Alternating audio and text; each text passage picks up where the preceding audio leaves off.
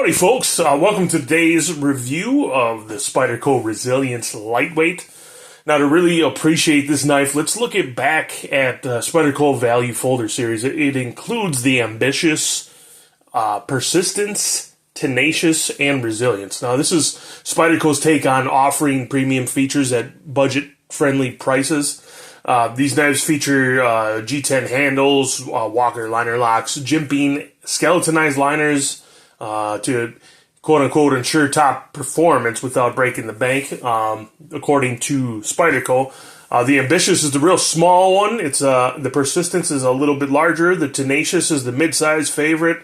And the Resilience that we're looking at today is the largest, and it has the full flat ground 8CR 13 MOV stainless steel blade.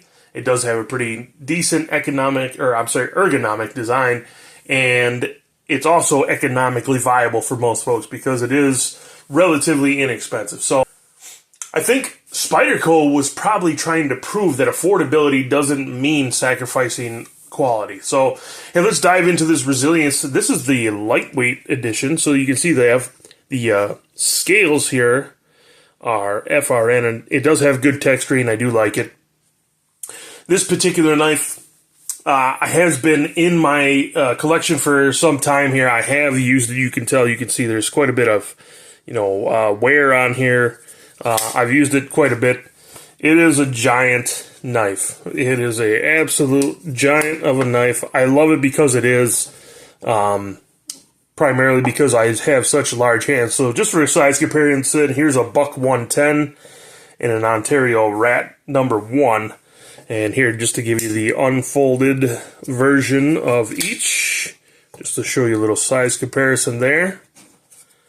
There you go, there's all three. So you can see that this is a fairly large knife if you own either a buck 110 or the Ontario Rat number 1. The Spyderco Resilience is a giant knife. And like I said, especially for a gentleman with my hand size, that's just about perfect. It really fills out the hand. I guess my only complaint about this knife is that it is relatively thin as compared to the, the Rat number 1. And because it's so thin, it doesn't completely fill my hand out. Just a little bit of a nitpick, not really a complaint. Like I said, because this is a used knife here, what you are seeing is you will see some scuffs. And maybe that blade coating that they put on here, that Spyderco put on here, has been it's a little miffed. But at least, I've actually tested it in real life. It's been a great knife for me. I will say that when I first bought this knife, the pivot area was a little bit crusty, and it had to have a good period of break-in time. I really had to break it in. I had to take the knife apart and clean the grit out of it because it was extremely gritty inside there. I love the action on it now. It is completely smoothed out. The spider hole works perfectly. I love that it's not exactly a drop shut knife too, because that blade comes all the way back to the scales there. And when you disengage that, if you had your finger in the way, it would certainly pinch and catch a little bit there and bite. So I'm really glad that it's not a drop shut type of action on this particular knife. Because of the large flat ground blade, it is, and this is, I guess, just typical of all Spyderco knives, is that they have such a thin, slicey blade on them that they're great, they're great tools as far as that goes. They'll open a package or cut up some cardboard for you and no problem. Like I mentioned before, the lightweight scales here, the FRN scales, they have this weird bi-directional, I don't know what to call it, 360 directional, 3D. I'm sure you can see it on there. That texture is very grippy. This is probably one of the grippiest knives I've ever had in my collection and around. And as a matter of fact, we'll give it the old wet hand test.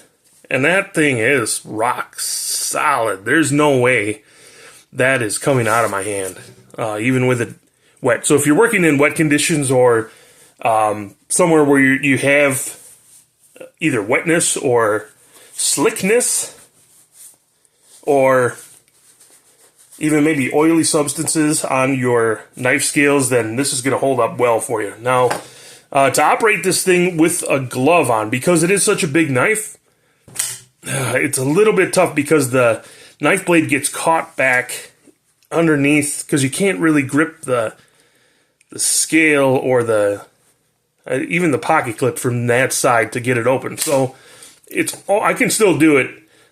It's not without a lot of practice. It does feel okay in the hand, and it's okay to find the liner lock and close with the glove on. So it's not terrible with the glove. It's a little bit cumbersome getting it open. Closing is a little bit better. So for any of you out there who are working with gloves on most of the time and need a knife that's going to be conducive, to having that little bit of extra bulk, as it were, in your hand with the glove on, that's it. So all in all, the Spyderco Resilience, it's a fantastic large blade. It is an absolute fantastic beast of a slicer, and I would recommend it for those of you who have large XL hands like I do. Certainly we'll dive into some of the other ones in the series. This might be a little bit too big for most. If you don't have extra large hands, this knife is really not going to be for you. But it is an excellent folder for the materials and the price. Now, I know this is the quote-unquote lightweight edition. Now, you're only really saving a few ounces, so it's not really that much of a difference. I do, however, prefer the FRN handle scales to the G10 because I do have the Spyderco Paramilitary 2, the PM2, and the G10 on that. If it's the same, not sure if it is because they're made in two different places. This knife happens to be made in China, whereas the PM2 is made in Golden, Colorado. There may be a difference in the G10. I'm not exactly 100% sure on that, but I'd much prefer these knife scales compared to the G10 that is on the PM2. So there you go. There's the Spyderco Resilience Lightweight, fantastic knife. We will see you folks in the next one.